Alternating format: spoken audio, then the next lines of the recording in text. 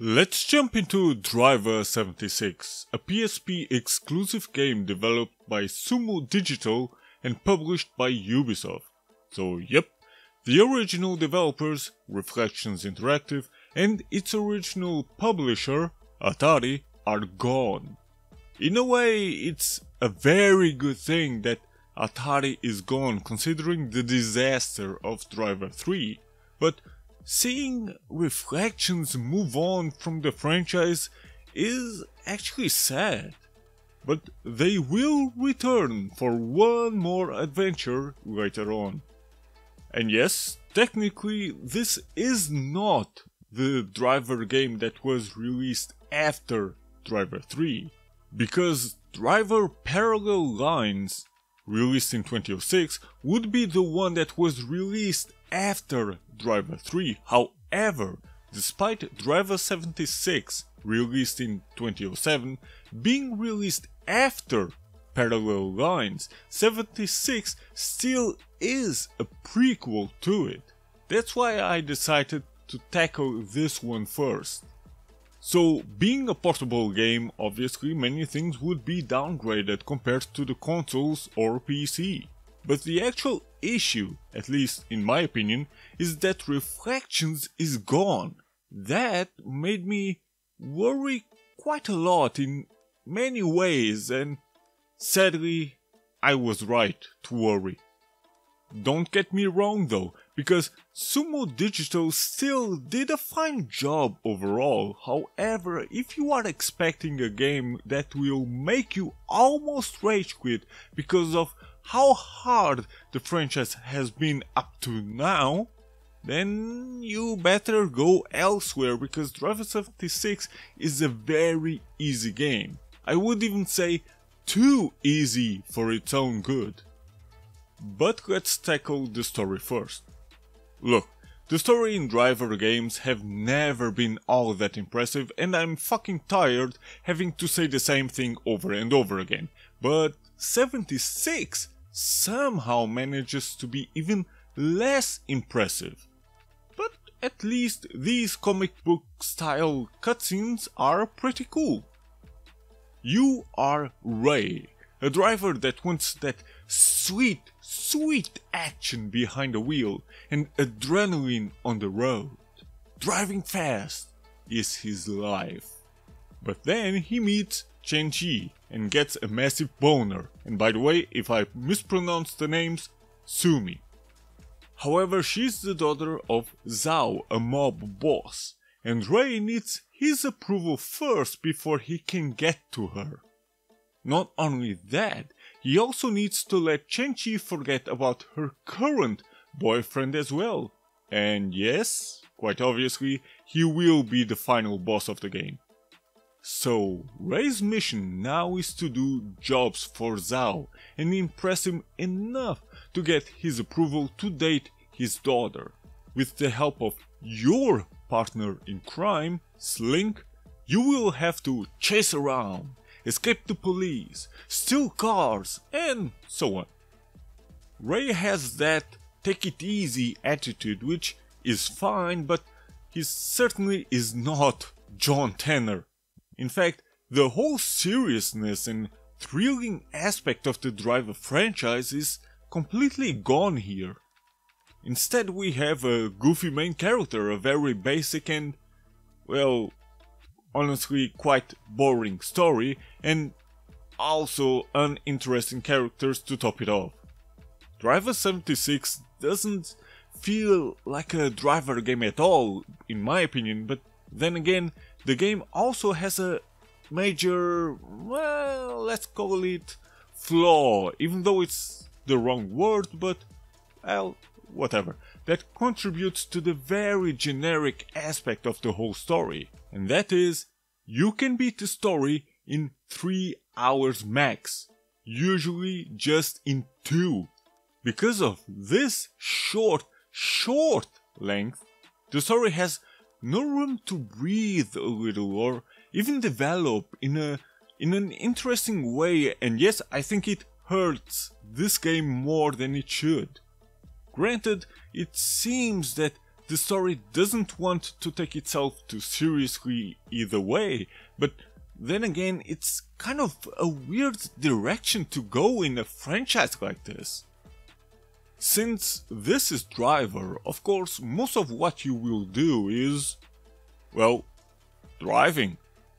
You have to walk around from time to time, either to change cars or shoot some people in the face, or shoot a helicopter somehow, but otherwise you will just, well, drive. And once you start driving, you will immediately feel that Reflections Interactive had nothing to do with this. I mean, Sumo Digital somewhat tried to emulate the driving physics of older driver games, and in some ways they somewhat succeeded, but in others they failed. The following might also be an issue because the game is on a handheld instead of a console or PC, but the driving was simplified quite a lot. You don't have those close to realistic physics anymore. You no longer require to fight to keep the car on the road, etc.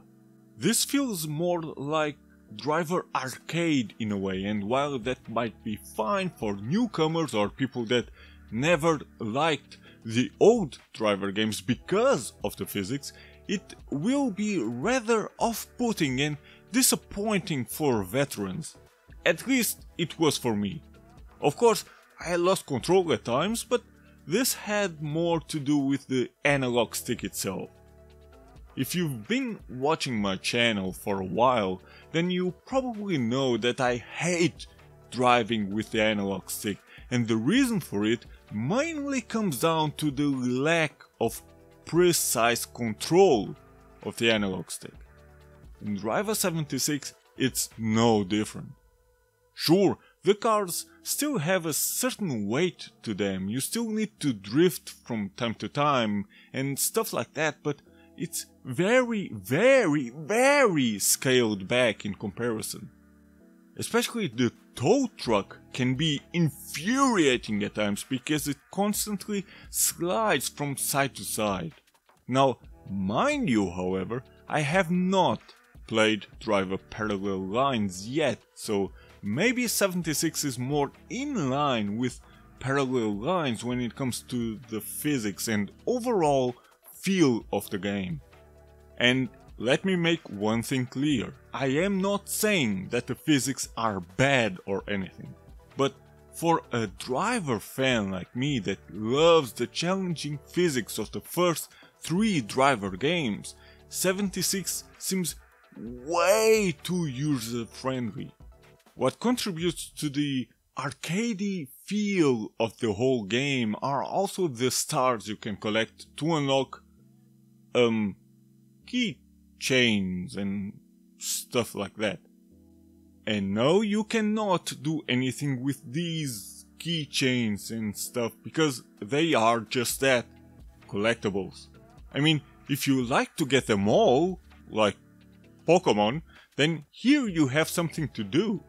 Each star you collect unlocks a new collectible, and there are over 100 of these in different rarities. But since you can only look at them and nothing else, I doubt anybody will bother doing all this work. I certainly didn't. Personally, I would have preferred if they used the stars that you can collect to unlock new tuning options for your cars. Oh yes, you can pimp your ride here. The game doesn't have massive options or anything, but the ones that are there are quite fine. You unlock new tuning levels by buying previous levels. But all of this is a missed opportunity because, you see, it's fine that you unlock collectibles with the stars you collect, but why not use those same stars to unlock tuning options as well? At least this would make the collecting of stars more relevant than it actually is. Being able to pimp your rides is a fine addition to the game, and once again I haven't played Parallel Lines yet, so I don't know if this addition actually is new or already existed in the sequel. But these modifications will only really matter when you do side missions. And yes, I will get to those later. Because during the actual main missions you always get a car specific to that mission. But most of the time you can use a vehicle you have unlocked already. It doesn't really matter if it's tuned or not. But I have to return to the damn stars you can collect again. Because you see, there is a nice variety of cars you can unlock throughout the game. But of course, the real question is, how the hell do you unlock them? Well, you just need to beat the main mission and the car is unlocked. That would be fine if the game had any kind of difficulty and made you earn your vehicles that way. But since the difficulty is a complete joke, you earn new cars like it's nothing. And here I ask, why not beat a main mission that unlocks a new vehicle, but instead of having immediate access to the vehicle, meaning immediate access to drive, why not use the stars as something like a, let's call it currency? Or maybe, well, okay, maybe not a currency per se, but something like this. You have access to a new vehicle for every 10 stars you collect or something. You see, I am so hung up on the damn stars because, and let's be honest here, they are useless. Or are you really interested in collecting keychains and whatever without being able to do anything with them? Seriously? If you've played the 3 driver games, then you know what the missions consist of. Chasing a car, fleeing from somebody and stuff like that. Or, like the final mission, you chase a helicopter, which might or might not be a nod to the final mission in Driver 2, where you had to chase Lenny also in a helicopter. Yeah, I think the game has a few nods here and there to the previous games, which is actually quite fine. But then again, those nods will only remind you of the better games of the franchise, especially if you've beaten them like I did. There's actually enough variation in the missions, and most of them will require you to be in a car and, well, drive. Boats are completely gone here, but bikes are still available. However, there's only a single mission in the whole game that you have to do on a bike, which is quite a shame. If a single mission were all the ideas Sumo Digital had for the bikes, then seriously, they should have left them out of the game altogether. I mean, sure, since half the missions don't have timers, technically you can get out of whatever car you are using and go rob a bike. But seriously, that's too much of a hassle and there are not many bikes around either way. So just take your 4 wheels and go to your destination. Since you can beat Driver 76 in about 3 hours max, or rather 2 hours as I've mentioned, the developers thought to expand the game's length by adding side missions. And that weird, useless star thing. As you go through the story, you unlock a new set of side missions. These can be races where you drive in circles, and with these physics it's actually quite fun despite my criticism of the physics. Motocross where you ride through some portals or whatever, other missions where you deliver a set amount of cars in a specific time, etc. These missions go from easy to hard. The harder the mission, the more money you will get if you win, to buy tuning stuff. And yes, the car tuning will only matter in these side missions because, for example, the races on the hard difficulty will be somewhat challenging if you don't upgrade your vehicles. But then again, once you've unlocked the best car in the game, the BX9, then you will have a very easy time beating everything. Oh, and when it comes to the difficulty, remember the difficulty in the previous driver games that made you almost rage quit for better or for worse? There's absolutely none of that here. The whole game is a cakewalk. When I had to repeat a mission, it was mainly because I simply cannot drive well with the fucking analog stick. Only the last mission was somewhat challenging, but not because it was difficult per se, rather because you simply have no idea where exactly the helicopter is flying towards, and if you are too far away or too far in front, you have to restart.